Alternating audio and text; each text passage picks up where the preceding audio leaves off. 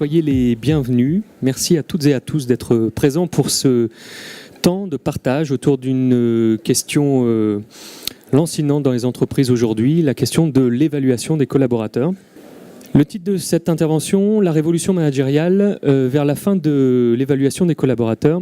Un titre qu'on aurait pu dire provoquant il y a quelques temps, qui ne l'est quasiment plus parce qu'aujourd'hui c'est une vraie question dans toutes les entreprises, dans toutes les organisations. Et pour pouvoir rentrer dans le sujet avec vous, j'avais envie de commencer par vous rappeler à votre jeunesse et vous laisser quelques secondes pour apprécier ce morceau particulièrement saillant d'une évaluation d'un élève. Alors je ne sais pas si vous aimiez ça, vous, mais moi j'aimais pas ça. Et d'une manière générale, je ne sais pas si vous aimez aujourd'hui être jugé. Parce que l'évaluation, on va faire simple, vous le savez tous, c'est étymologiquement juger avec valeur. Et il y a bien le terme de jugement qui est à l'intérieur.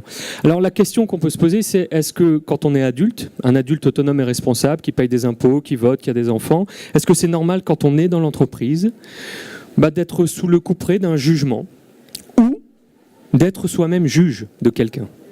Les systèmes d'évaluation, depuis plus de 50 ans, 60 ans, repose sur ce principe qu'on peut mesurer l'homme et qu'on peut le faire rentrer dans des cases et qu'à partir de ces cases, on peut le faire progresser.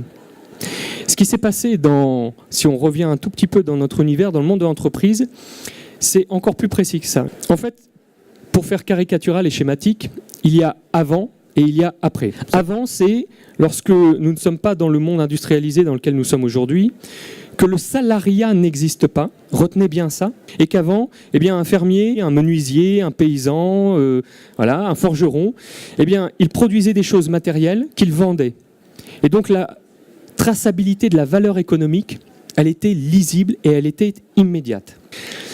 Est arrivée une façon de fonctionner avec les gens dans l'entreprise qu'on a appelé le salariat. Le salariat, c'est un mode.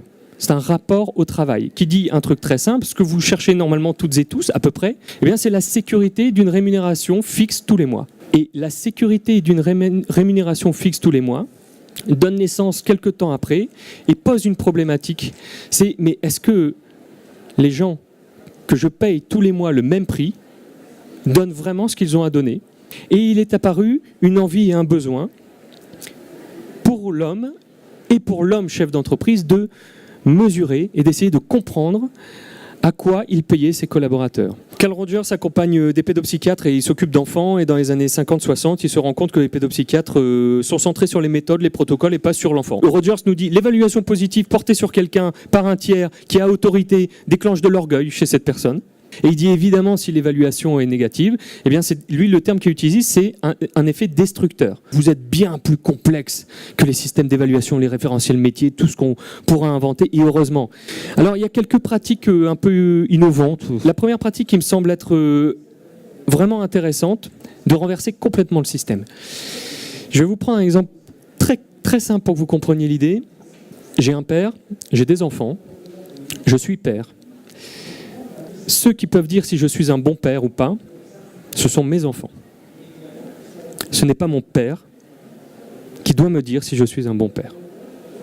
Eh bien, dans cette logique de verticalité, parce qu'il y en a quand même une, quoi qu'on en dise, quand c'est le manager qui dit au collaborateur s'il est bon ou pas bon, pour faire simple, on est dans une erreur intellectuelle. Il y a une autre innovation qui est intéressante, c'est l'évaluation entre pairs. Moi, j'y crois beaucoup. Chez Kronos, on a mis en place des systèmes d'holacratie, de sociocratie. Franchement, ils se débrouillent entre eux, c'est eux qui se regardent. Moi, mon jugement, il est toujours faussé. Quand je dis quelque chose, il y a de l'hyper-intentionnalité. Donc, je donne un conseil, ils entendent un ordre. C'est la fonction qui veut ça, c'est pas moi, je suis pas plus intelligent.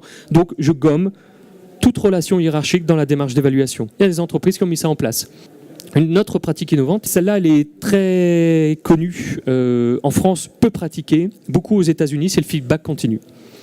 Le feedback continu avec tout ce qui va avec, c'est-à-dire les objectifs évoluent en fonction du feedback, la trajectoire de l'année évolue en fonction du feedback, tout est lié au feedback et on est dans une démarche continue. Et ce qui est hyper intéressant, je reviens sur cette idée, c'est que les objectifs évoluent. L'itération, elle est là. L'élément un peu plus complexe, il est là. Une autre pratique innovante que nous, moi j'expérimente avec mes 15 salariés qui est assez génial, c'est que je ne leur donne aucune consigne de rien. Ça déclenche une énergie de malade. Une autre pratique innovante, c'est la question de l'erreur. C'est vraiment valoriser l'erreur. Alors il y a deux choses, il y a valoriser l'erreur et puis mettre la personne en projection par rapport à l'avenir et pas au passé. Donc si vous changez de biais et que vous vous dites ce sont les quelques grandes pépites des erreurs qu'on va travailler dans l'entretien, et tu vas venir avec toutes les erreurs que tu as commises, mais vraiment celles où on aurait pu savourer le champagne en disant putain c'est le plouc de la semaine. Et puis on va les travailler pour essayer de comprendre ce qui s'est passé, ce que tu as appris et comment tu progresses. Et puis il y a une autre pratique assez compliquée à mettre en place, mais qui est très intéressante à mon avis à mettre en place, qui est sous-tendue par l'approche systémique, l'approche des systèmes, la cybernétique. C'est la question des relations plus que des objets. Regarder et évaluer les interactions, les liens. Et ça nous permettrait peut-être de travailler sur la question des soft skills. Et en tout cas d'essayer de rentrer ces soft skills dans un univers. Parce que là, dans le lien, finalement, il y a quelque chose qui se voit par les effets les uns sur les autres. On peut essayer sans partir dans un délire docimologique de mesurer absolument tout. On peut sentir s'il se passe quelque chose entre nous ou pas. Et c'est ça qui est important. Si on pense que ce sont les femmes et les hommes qui font l'entreprise, si on pense que ce sont les systèmes et les bilans, alors on ne fait pas. Et puis, il y a deux dernières pratiques qui me semblent intéressantes. Il y en a une, moi j'ai essayé, on se marrait avec les gens de Chronos parce que j'ai fait ça moi. J'ai dit stop, on arrête tout, ça fait chier, les entretiens annuels, ça sert à rien, machin, etc. J'ai fait ça à 3 ans. Et puis il y a un truc qui nous pend au nez. Alors, dans des boîtes comme Cisco, comme IBM, ils ont des open badges. Et qu'en Normandie, il y a un collectif professionnel qui est en train de mettre ça en place dans le système. Open badge, c'est quoi? Donc, ce sont des données, c'est de la data. Et en fait, dans cet open badge qui correspond à chacun d'entre vous, il y a l'open badge Pierre. Eh bien, on range tout. On met de la donnée. On met les compétences que j'ai, puis on met aussi les coups de main que j'ai filés. On met l'intelligence que j'ai eue. On met le coup de main que j'ai filé à quelqu'un. On met l'intervention que j'ai faite. On met tout. Je crois vraiment que c'est la fin d'une époque. Ça va être long, ça va prendre du temps. On va résister parce qu'il y a les attributs, parce qu'il y a le juridique, parce qu'il y a les systèmes d'infos. Là où il y a de la volonté, il y a un chemin. Si les dirigeants, les DRH ont envie de faire bouger les lignes, ils peuvent. Il y a plein de trucs qu'on vient de voir, du plus petit à avec mon équipe, j'inverse le truc.